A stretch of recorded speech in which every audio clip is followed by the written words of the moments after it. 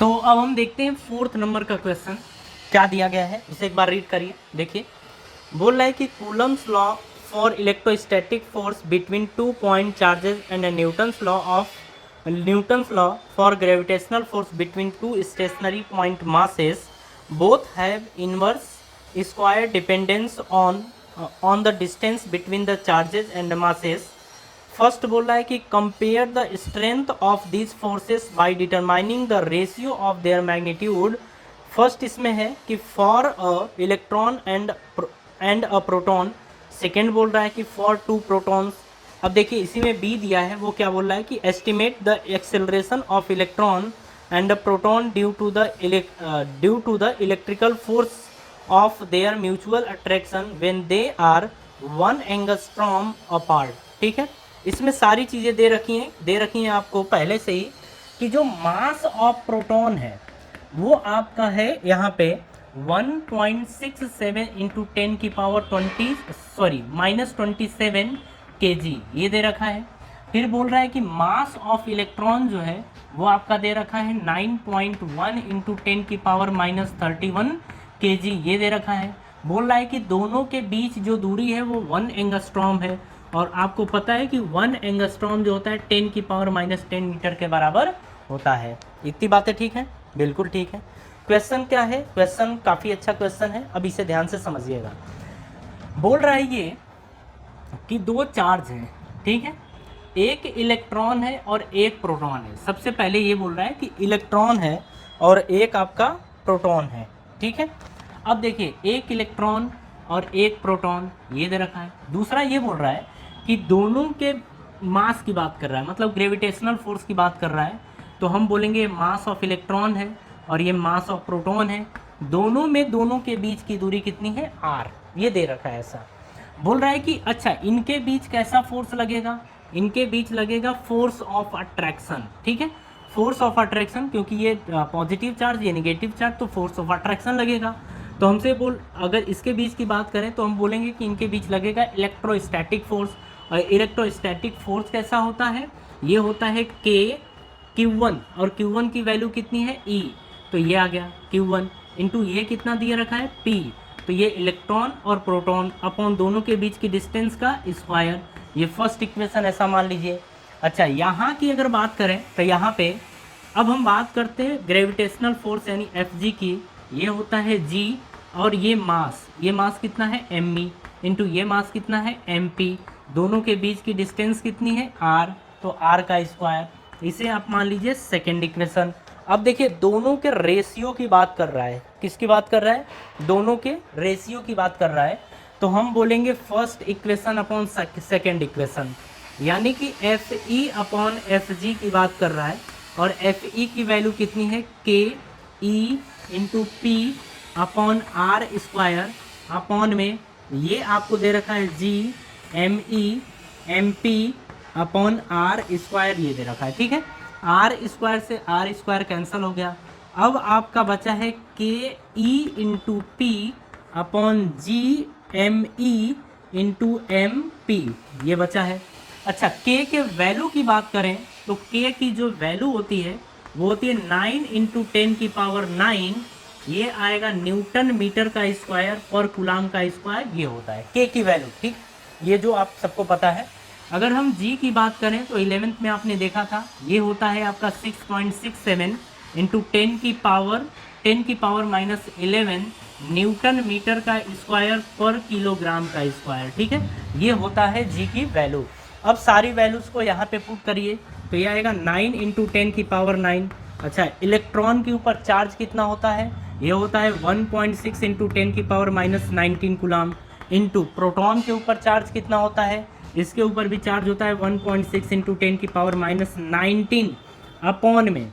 अब देखिए जी की वैल्यू कितनी है? 6.67 इंटू 10 की पावर -11 इंटू, अब मास ऑफ इलेक्ट्रॉन कितना है? 9.1 इंटू 10 की पावर -31 किलोग्राम। एमपी की वैल्यू कितनी दे रखी है? एमपी की वैल्यू आपकी दे रखी है, ये है आपका मास ऑफ 1.67 इंटू 10 की पावर -27 kg, ये दे रखा है, ठीक है। अच्छा, सारी वैल्यू जब आप रखेंगे और जब इसे आप काटे पिटेंगे तो जो इसका आंसर आएगा वो आंसर आपका आएगा 2.4 इंटू 10 की पावर 39 इतना आएगा।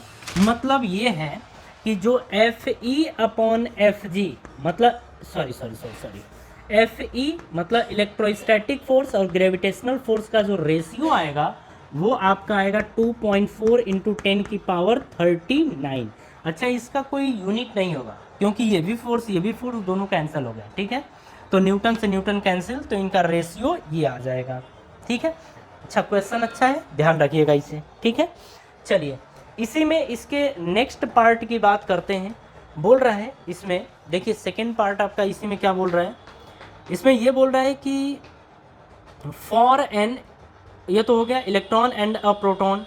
अब बोला है फॉर 2 प्रोटॉन, मतलब इलेक्ट्रोस्टैटिक फोर्स देखना है 2 प्रोटॉन्स के बीच का और ग्रेविटेशनल फोर्स भी देखना है 2 प्रोटॉन्स के बीच का। ठीक है, ये हमारा क्वेश्चन है। तो चलिए इसे हटाते हैं और अब हम देखते हैं, इसे भी हटा दें। हाँ, ये गया। चलिए यहाँ समझिए, ये जब हम करेंगे तो यहाँ पे भी हमारा प्रोटॉन है, यहाँ पर भी हमारा प्रोटॉन है। तो अब देखिए यहाँ पर जब प्रोटॉन है तो हम लिखेंगे एफ ई इलेक्ट्रोस्टैटिक फोर्स, ये आएगा के पी, ये वाला पी इंटू ये वाला पी अपॉन में दोनों के बीच की डिस्टेंस का स्क्वायर, ये आ जाएगा। इसे आप फर्स्ट इक्वेशन मान लीजिए। ठीक है, अब यहाँ की बात कर रहे हैं तो ये भी मास ऑफ प्रोटॉन ही दे रखा है। ठीक है, अगर फोर्स की बात करें तो यहाँ पे gravitational force F G equals to ये आएगा G M P into M P upon में दोनों के बीच की डिस्टेंस का स्क्वायर, तो आर का स्क्वायर। ये सेकेंड इक्वेशन हो गई हमारी। ठीक है, चलिए अब first equation upon second equation ऐसा कर लेते हैं। तो ये F E upon F G फिर से हमसे पूछा है इलेक्ट्रोस्टैटिक और ग्रेविटेशनल फोर्स के बीच का रेशियो। ठीक है, अब के की वैल्यू की बात करें तो पहले पुट कर लेते हैं, तो के पी का स्क्वायर आ जाएगा, पी इंटू पी के पी का स्क्वायर अपॉन आर का स्क्वायर अपॉन में ये देखिए आ रहा है जी एम पी का स्क्वायर अपॉन आर का स्क्वायर। आर के स्क्वायर से आर का स्क्वायर कैंसिल हो गया, ये आ गया के पी का स्क्वायर अपॉन में जी एम पी का स्क्वायर, तो जी एम पी का स्क्वायर ये आ गया। अब देखिए के की वैल्यू हम पुट करते हैं, तो के की वैल्यू कितनी दे रखी है, 9 इंटू 10 की पावर 9। ठीक है, ये अगर हम प्रोटॉन की बात करें तो प्रोटॉन का चार्ज कितना होता है 1.6 इंटू 10 की पावर माइनस 19 कूलाम, तो ये इसका स्क्वायर आ जाएगा अपॉन में जी की वैल्यू आप सबने देखा ये है 6.67 इंटू 10 की power minus 11 into mass of proton आपका क्या दे रखा है, यहाँ से देखिए 1.67, तो ये आ जाएगा 1.67 इंटू 10 की पावर माइनस 27 kg का स्क्वायर, ये बन जाएगा। ठीक है, अब देखिए अब दोनों को जब हम कैंसिल करेंगे तो इसकी वैल्यू जो आएगी वो आएगी 1.36 इंटू 10 की पावर 36। देखिए मेन पर्पज क्या है कि ये कैसे सॉल्व किया जाएगा, इसे आप ये सीखें। ठीक है, अब इसमें काटने पीटने में अपना ज़्यादा टाइम वेस्ट होगा, इसीलिए हमने ऐसे बता दिया है। अब देखिए फाइनली आंसर की बात करें तो एफ ई अपॉन एफ जी की जो वैल्यू आई है वो आ गई है आपका 1.36 इंटू 10 की पावर 36, तो रेशियो ये आएगा। ठीक है, ये क्या आया है कि 2 प्रोटॉन के बीच लगने वाला इलेक्ट्रोस्टैटिक फोर्स और 2 प्रोटॉन के मास के बीच लगने वाला ग्रेविटेशनल फोर्स का रेशियो आया है। ठीक है, चलिए ये भी क्वेश्चन हमारा कंप्लीट हुआ, ये फर्स्ट नंबर का था। अब हम इसमें सेकेंड की बात कर लेते हैं कि इसी में सेकेंड क्वेश्चन आपका कौन सा गिवन है। देखिए क्वेश्चन ये काफ़ी बेहतर क्वेश्चन है। ठीक है, और ये हर जगह हर पेपर में आपको मिलेगा, तो इसे ज़रूर आप ध्यान रखिएगा। चलिए अब हम इसमें बात कर लेते हैं बी की। तो हमसे बोल रहा है estimate the acceleration of electron and proton due to the electrostatic force of their mutual attraction when they are 1 angstrom apart. बोल रहा है अब इनके एक्सेलरेशन बताइए, इनका एक्सेलरेशन क्या होगा। तो देखिए अगर हम बात करें यहाँ पे कि दोनों चार्जेस के बीच लगने वाला फोर्स, ठीक है, अब दोनों चार्जेस के बीच लगने वाला फोर्स का मतलब ये इलेक्ट्रॉन है और ये प्रोटॉन है, दोनों के बीच की डिस्टेंस अब 1 एंगस्ट्रॉम दे रखी है। कितनी, 1 एंगस्ट्रॉम दे रखी है, तो इनके बीच लगने वाला फोर्स आएगा F E is equal to K E into P upon दोनों के बीच की डिस्टेंस आर का स्क्वायर, ऐसा। या फिर देखिए आपने पहले ही देखा कि 1 एंगस्ट्रॉन 10 की पावर -10 के बराबर है, तो आप लिखेंगे 10 की पावर -10 का स्क्वायर। अब देखिए वैल्यू पुट करिए, के की वैल्यू 9 इंटू 10 की पावर 9 इंटू इलेक्ट्रॉन 1.6 इंटू 10 की पावर -19। अगर प्रोटॉन के चार्ज की बात करें तो ये होगा 1.6 इंटू 10 की पावर -19 अपॉन में, अब दोनों के बीच की, अच्छा ये देखिए 10 की पावर -10 है, तो 10 की पावर -20 हो जाएगा, बिल्कुल। कैसे? 10 की पावर -10 है, जब इसका स्क्वायर करेंगे तो ये आ जाएगा 10 की पावर -20, ठीक है, ऐसा आ जाएगा। तो हम डायरेक्ट ऐसा कर दिए हैं। अब देखिए जब इसको आप काटते पीटते हैं तो जो इसका आंसर आएगा वो आंसर आपका आएगा 2.3 इंटू 10 की पावर -8 न्यूटन के बराबर, ठीक है। तो देखिए इलेक्ट्रॉन और प्रोटॉन के बीच लगने वाला फोर्स इतना होगा। अब हम बात करते हैं कि जो इलेक्ट्रॉन का एक्सेलरेशन होगा और प्रोटॉन का एक्सेलरेशन होगा कितना होगा। तो देखिए अगर हम बात करें फॉर इलेक्ट्रॉन, अगर इलेक्ट्रॉन के एक्सेलरेशन की बात करते हैं तो एफ ई जो होगा वो एम ई इंटू ए ई के बराबर होगा, ठीक है। क्योंकि हम सबको पता है कि एफ इक्वल्स टू क्या होता है, मास इंटू एक्सेलरेशन होता है, ठीक है। अब हमसे पूछ रहा है ए ई, तो हम लिखेंगे A E is equals to F E, ये इलेक्ट्रोस्टैटिक फोर्स है, ठीक है, अपॉन में एम ई ये हो जाएगा। अब अगर इलेक्ट्रोस्टैटिक फोर्स की बात करें तो देखिए ये दिया है 2.3 इंटू 10 की पावर -8 अपॉन में, अब देखिए मास ऑफ इलेक्ट्रॉन 9.1 इंटू 10 की पावर -31 kg। अब जब इसे हम सॉल्व करेंगे तो एक्सेलरेशन की जो वैल्यू आएगी वो आएगी 2.5 इंटू 10 की पावर 22 मीटर पर सेकेंड का स्क्वायर। ये तो आ गया आपके इलेक्ट्रॉन का एक्सेलरेशन। अब हम देखना चाहते हैं कि प्रोटॉन का एक्सेलरेशन कितना होगा, ठीक है। तो हम इसे अब इरेज कर रहे हैं।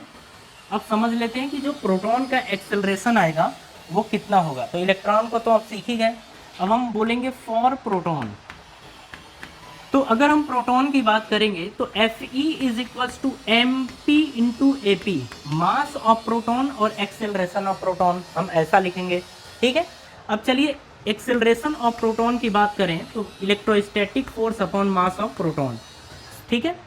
सॉरी ये एक्सेलरेशन ऑफ प्रोटॉन की अपन बात कर रहे थे। तो एफ ई की वैल्यू है 2.3 इंटू 10 की पावर -8 अपॉन में मास ऑफ प्रोटॉन की बात करें तो 1.67 इंटू 10 की पावर -27 kg ये होगा।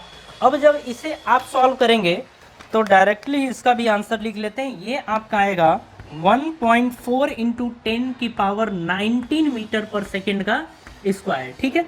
देखिए ये भी क्वेश्चन काफ़ी बेहतर क्वेश्चन है, इसे आप ध्यान से समझिएगा और ध्यान से करिएगा, ये क्वेश्चन आपसे ज़रूर हो जाएगा, ठीक है। देखिए जब हम कुछ इससे आगे मूव करते हैं ना तो यही क्वेश्चन हमें फिर से मिलते हैं, और फिर अगर हम पहले अच्छे से नहीं किए होते हैं तो बाद में हमें प्रॉब्लम होती है, ठीक है। तो 4th क्वेश्चन हो गया। अब हम नेक्स्ट वीडियो में नेक्स्ट क्वेश्चन की बात करेंगे, ठीक है।